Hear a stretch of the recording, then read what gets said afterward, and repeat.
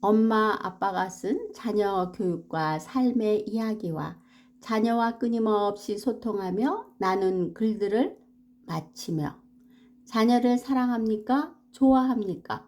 21번째 시간. 자녀의 건강한 마음 형성을 위한 7가지.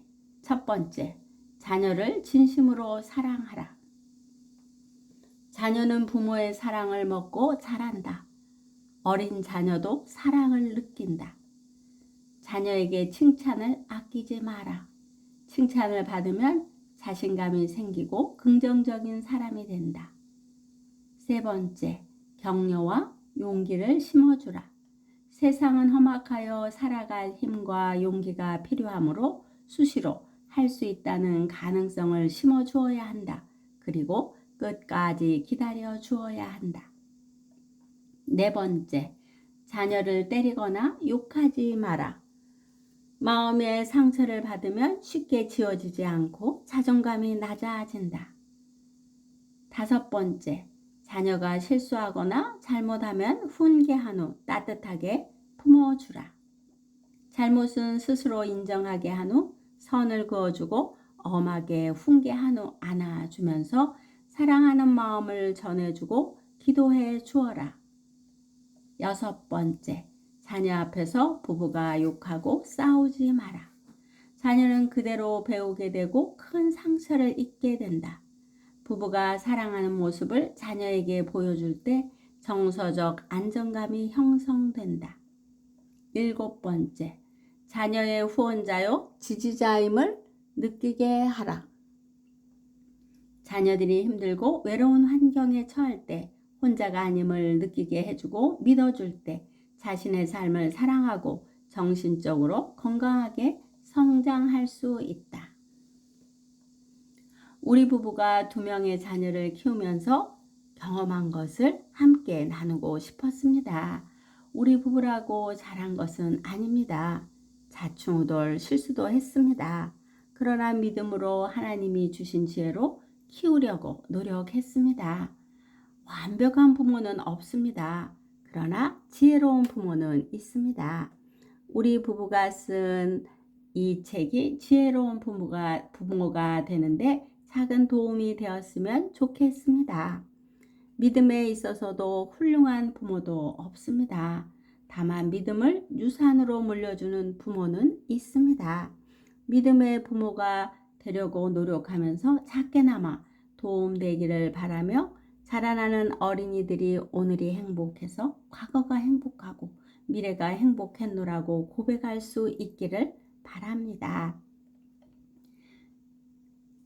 지금도 자녀들이 다 장성하여 결혼하여 자녀를 낳은 부모가 되었지만 어린이날과 생일날에는 이 엄마가 주님 나라 가는 날까지는 기도의 후원자와 자녀의 열렬한 팬으로서 사랑과 격려와 지지의 편지를 쓰려고 합니다.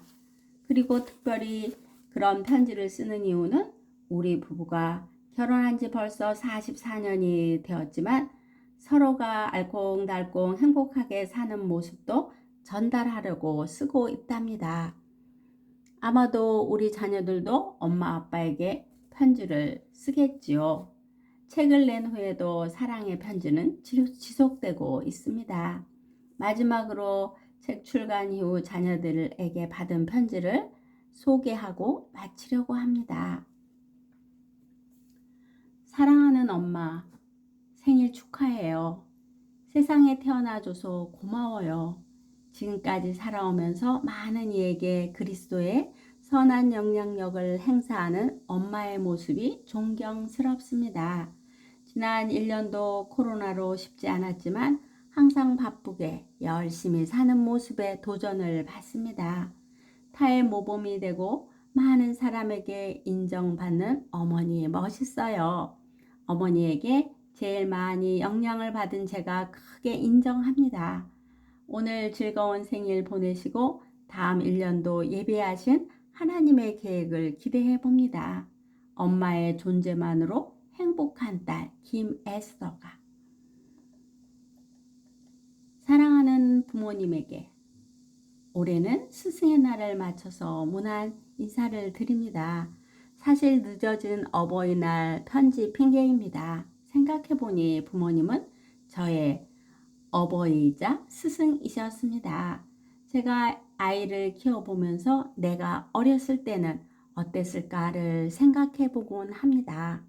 갓난 아기 때부터 엄마 아빠의 모든 것을 보고 배우며 자랐을 저의 모습을 상상해 봅니다.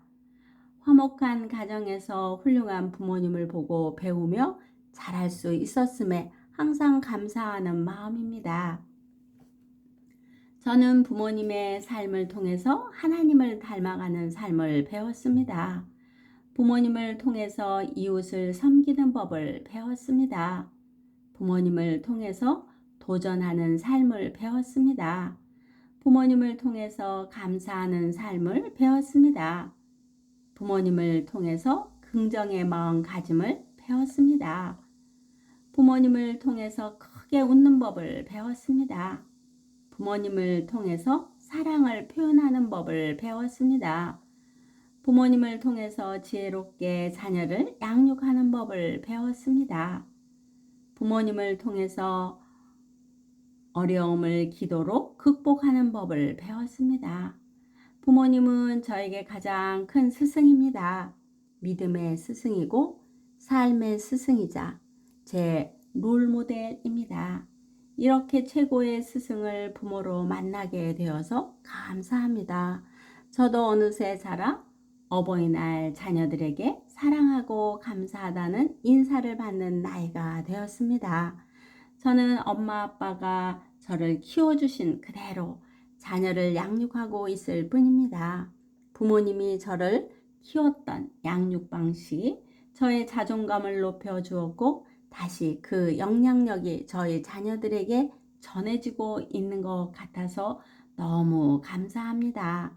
자녀들의 엄마의 아들, 딸로 자녀들이 엄마의 아들, 딸로 태어나서 너무 감사하고 행복하다고 고백을 하던 저는 너무나 행복합니다.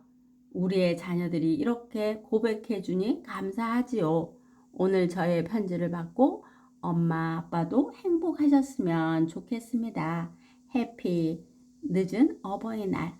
엄마의 아빠의 딸이자 제자인 에스더가 2020년 5월에 사랑하는 엄마 아빠에게 매년 엄마의 어린이날 편지를 받고도 바쁘다는 핑계로 어버이날 편지를 못 보내다 드디어 이렇게 짧게나마 편지를 써봅니다.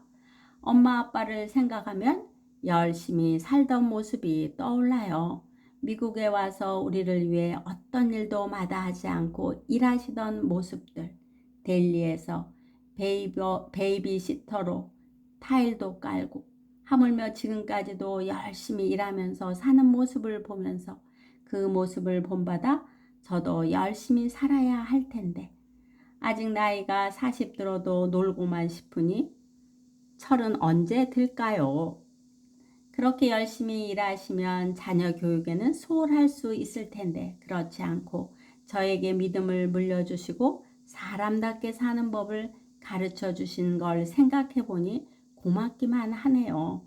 저도 엄마 아빠를 본받아 열심히 일하며 자녀들을 훌륭한 하나님의 사람을 양육할 수 있도록 노력할게요.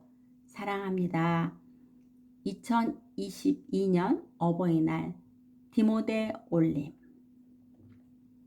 자녀를 사랑합니까? 좋아합니까?를 책 제목으로 붙인 것은 청소년 상담 10년을 하면서 부모 상담을 할 때 정말 자녀를 아끼고 사랑하는 그 마음이 크게 전해오지만 자녀를 사랑하는 방법에서는 자녀가 실패하고 실수를 해도 속아주기도 하고 기다려주면서 존재로서 사랑해야 합니다. 하지만 부모의 기대치에 흡족하면 부모가 스스로 흡족해하며 나의 자식같이 좋아하고 있고 부모 기대치에 못 미치는 것에는 속상해하며 자녀는 문제가 있다고 보는 안타까움이 있었습니다. 정말 나 또한 두 자녀를 키우면서 존재로서 사랑한다고 했지만 다시 한번 자녀를 키운 세월들을 점검하고 자녀와 나눈 글들을 정리하면서 책을 냈습니다. 다시 한번 나 자신을 점검해 보고 싶었고 이미 결혼하여 자녀들을 낳아 믿음으로 행복한 가정을 꾸려가고 있지만 내가 먼저 하나님 나라에 가더라도 엄마의 육성으로 들려주고 싶어서 한 권의 책을 오늘까지 다 완성해서 읽어보았습니다. 자녀들에게 인정받는다는 것이 제일 행복한 것 같네요. 모든 것들이 주님의 은혜였고 주님께 영광을 돌립니다. 함께 따라와 주신 모든 분들께 감사드리고 주님의 이름으로 사랑하고 축복합니다. 감사합니다.